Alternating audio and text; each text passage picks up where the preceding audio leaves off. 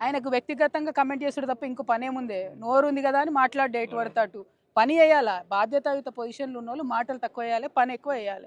నిన్న ఏం మాట్లాడిండండి ఆయన మీటింగ్లో? బీజేపీని తిట్టిండు, కొద్దిసేపు బీఆర్ఎస్ని తిట్టిండు. బీఆర్ఎస్లో నన్ను కోర్టు తిట్టింది, ఆయనను ముఖ్యమంత్రి గారిని చివాట్లు పెట్టింది. నువ్వు ఆ కవిత గారి విషయంలో నువ్వు మాట్లాడొద్దని చివాట్లు పెట్టింది. సుప్రీంకోర్టు చివాట్లు పెట్టినటువంటి చరిత్రలో మొట్టమొదటి ముఖ్యమంత్రి మన కర్మగాలి, మన తెలంగాణ ముఖ్యమంత్రి రేవంత్ రెడ్డి. అయినా కూడా ఆయన విఘ్నత పాటించకుండా నా మీద ఎటువంటి అటు మాట్లాడితే అది చరిత్ర నిర్ణయిస్తుంది. ఇగో మా అన్నదమ్ములు అందరూ ఉన్నారు, వాళ్ళు కూడా చూస్తారు, వాళ్ళు నిర్ణయిస్తారు సమయం సందర్భం బట్టి. నేను కూడా మళ్ళీ అట్లా మాట్లాడి నా స్థాయిని నేను తగ్గించుకోదలుచుకోలేదు. ముఖ్యమంత్రి గారు ఆలోచన చేసుకోవాలి. సుప్రీంకోర్టు చివాట్లు పెట్టినాక కూడా నన్ను ఏదో అంటే అనని, నాకు పోయేదేమున్నది? ప్రజలు చూస్తారు, ఆయన స్థాయి తగ్గుతుంది తప్ప నా గౌరవం ఏం తగ్గదు. ఒకటి. రెండు, అవన్నీ పక్కకు పెట్టి మీరు చెప్పిన మాట చెప్పినట్టు చేయండి. రైతులకు బోనస్ ఇస్తానా రియండి, నీళ్లను కాపాడండి, గోదావరి నీళ్లు. ఆ రెండు పనులు చేయాలని ముఖ్యమంత్రి గారిని డిమాండ్ చేస్తున్నా. జై తెలంగాణ.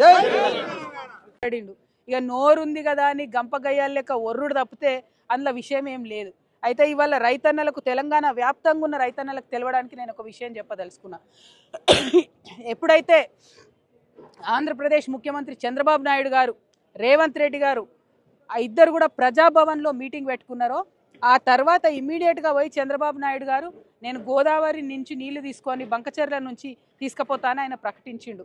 నాకు అర్థమవుతున్నది ఏంటంటే ఇది ప్రజలందరూ కూడా నిశ్చితంగా గమనించాలి. ఆ ప్రజాభవన్ మీటింగ్ పెట్టుకొని రేవంత్ రెడ్డి గారు చంద్రబాబు నాయుడు గారికి బ్రీఫ్ చేసిన తర్వాత చంద్రబాబు నాయుడు గారు ఈ బ్రీఫ్డ్ మీ అని చెప్పి బయటకు పోయి బంకచెర్ల మొత్తం కూడా ఆ రిజర్వాయర్ కడతామని చెప్పి ప్రకటించారు. ఎన్ని టీఎంసీలు తీసుకుపోతారట? గోదావరి నదికెళ్ళి 199 అంటే దాదాపు 200 టీఎంసీలు గోదావరి నదికెళ్ళి తీసుకుపోయి అది కృష్ణా బేసిన్కి ఇస్తారట, పెన్నా బేసిన్కి ఇస్తారట. అంటే ఆంధ్రాలో ఉన్న మొత్తం అన్ని ప్రాజెక్టులకు వాళ్ళు నీళ్ళు ఇచ్చుకుంటారు. మన దగ్గర గోదావరిలోకి వెళ్ళి 200 టీఎంసీలు ఎత్తుకపోతుంటే ఈ అవగాహన లేని మూర్ఖపు ముఖ్యమంత్రి చూసుకుంటూ నిలబడ్డాడు. ఎందుకంటే ఈయన జుట్టు మరి బ్యాగ్తో దొరికిండు కదా, ఈయన జుట్టు చంద్రబాబు చేతిలో ఉన్నది, ఆ చంద్రబాబు జుట్టు మోడీ చేతిలో ఉన్నది. కాబట్టి వాళ్ళు ఎట్లా చెప్తే అట్లా చేసుడు తప్పితే తెలంగాణ రైతుల గురించి ఆలోచన లేదు, తెలంగాణ నీళ్ల గురించి ఆలోచన లేదు. ఇది దారుణమైన విషయం. నేను ముఖ్యమంత్రి గారిని సవాల్ చేస్తా ఉన్నా, నిజంగా మీరు తెలంగాణ హితం కోరేటటువంటి ముఖ్యమంత్రి అయితే ఎందుకు ఉత్తరం రాస్తలేవు కేంద్రానికి? రాయొచ్చు కదా మోడీ గారికి, మేము ఒప్పుకోం ఈ ప్రాజెక్టు చంద్రబాబు ప్రతిపాదనని. కోర్టులో కేసు వేయొచ్చు కదా, ఎందుకు వేస్తలేవు? కేసీఆర్ గారు ఆనాడు రాయలసీమ ప్రాజెక్టు కడితే స్వయంగా తనే పోయి ప్రధానమంత్రి కంప్లైంట్ చేసిండ్రు, ఉత్తరం రాసిండ్రు, గ్రీన్ ట్రిబ్యునల్ కేసు వేసిండ్రు, స్టే తీసుకొని వచ్చిండ్రు. ఎస్ఎల్బిసి రైట్ కెనాల్ విస్తరణ చేస్తే ఆనాడు కూడా ఉత్తరం రాసిర్రు, దాన్ని వ్యతిరేకించారు. నాగార్జున సాగర్ రైట్ కెనాల్ విస్తరణ చేపడితే ఆనాడు కూడా దాన్ని వ్యతిరేకించి ఉత్తరం రాసిర్రు. పోతిరెడ్డిపాడు హెడ్ రెగ్యులేటర్ విస్తరణ చేపడితే ఆనాడు కూడా దాన్ని వ్యతిరేకించి ఉత్తరం రాసిర్రు, ప్రధానమంత్రి దగ్గర పోయినరు. మరి నువ్వెందుకు పోతలేవు చంద్రబాబు నాయుడుకు వ్యతిరేకంగా? నీకు తెలంగాణ రైతుల కంటే ఎక్కువ ప్రేమ చంద్రబాబు నాయుడు మీద ఉన్నదా? గురుదక్షిణ చెల్లించుకుంటున్నారా?